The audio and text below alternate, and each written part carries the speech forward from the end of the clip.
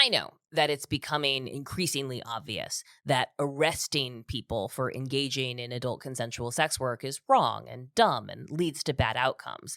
But there is a policy that's being proposed that appeals, I think, uniquely to legislators, which might be, no offense, some of the dumbest people. What this law claims to do is to eradicate prostitution by ending demand, by criminalizing not the sex worker, the poor victim, but rather pimps and johns, which, again, sounds like a good idea. But sex workers need not just our clients, but also the people that we're in community with. What this oversimplified law does is it targets the people that pay us to do work and the people that we work with. So one of the worst impacts that you see in Sweden and Norway and Iceland is the criminalization of renting to a known sex worker. Because renting to a known sex worker becomes a crime.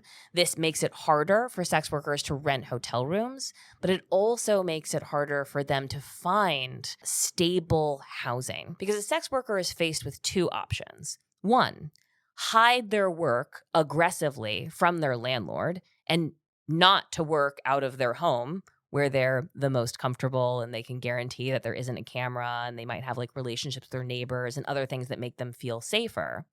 Or work with a landlord that's willing to take the legal risk. And that is a recipe for exploitation because landlords that are taking a legal risk are going to want you to pay more or do more to justify the risk that they're taking. Amnesty International wrote a scathing 2016 report years after Norway implemented the Nordic model. They were aggressively targeting mostly Nigerian sex workers because most policing in most places is pretty racist, targeting Nigerian sex workers and again, not arresting them, but having them evicted from their apartments within 24 hours in an effort to drive them out of the country. And again, you don't have to take my word for it, right? I'm a comedian who has done sex work, who has become an advocate, but you can read what the World Health Organization and Amnesty International and Human Rights Watch and the Freedom Network, right, which is the largest provider of services to trafficking victims in the US,